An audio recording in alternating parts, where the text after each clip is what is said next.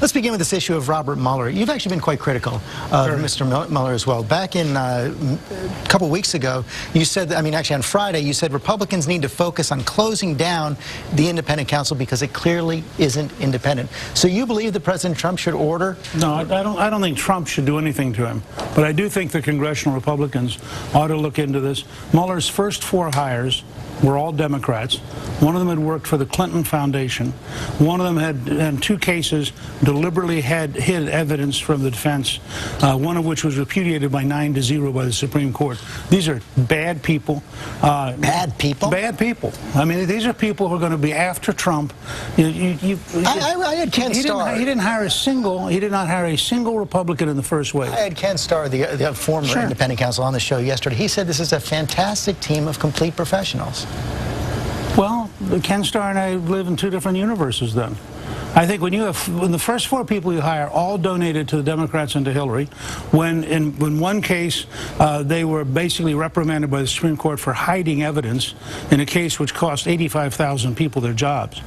I am very dubious about the team that Mueller is putting You bring up together. this issue of political contributions. Back when Ken Starr was independent counsel, he himself had actually given a lot of political contributions to Republicans, yet you and others supported that effort. That's right. And I think we're in a different world.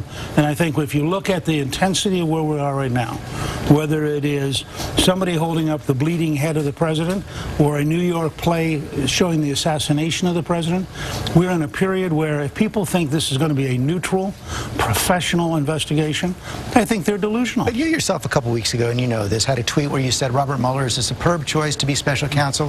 His reputation is impeccable for honesty and integrity. The media should calm down. Look at Robert Mueller, decorated Marine in Vietnam, appointed to senior positions by 5 presidents, including Ronald Reagan and both Bushes. Right. And I began to change, frankly, when Comey, with what I thought was an amazingly arrogant statement, pointed out that he felt he had the right to leak to the New York Times. He said this is his words, specifically in order to get a special counsel. The special counsel happens to be his close friend. But this was a decision by the president's own attorney general, deputy attorney general. Deputy attorney general. Deputy attorney general. Which How can that be called into question? Which Comey said he deliberately set out to force, and the first 4 people Mueller hires are all Democrats. Now, I understand that in the world of Washington, we have these fancy terms. This is part of why I wrote Understanding Trump, because I think Trump represents a different world.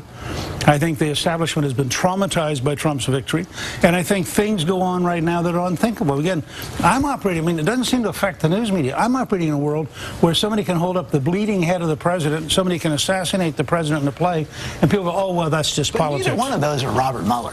No, but they set the tone. 97% of the political contributions in the Justice Department went to Hillary Clinton.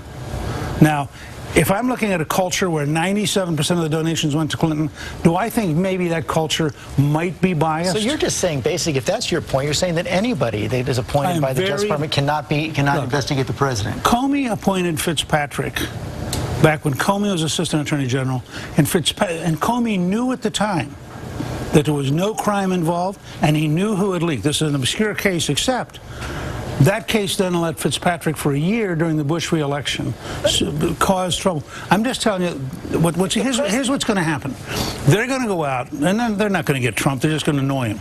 But they're going to find some poor person exactly like Scooter Libby, who was Cheney's deputy. If the president did nothing wrong, what does he have to worry about? He has to worry. That's my whole point. Scooter Libby did nothing wrong. He ended up going to jail.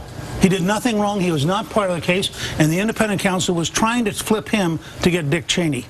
Independent counsels are very dangerous. Mr. Speaker, thanks for your time this morning. The book is called Understanding Trump.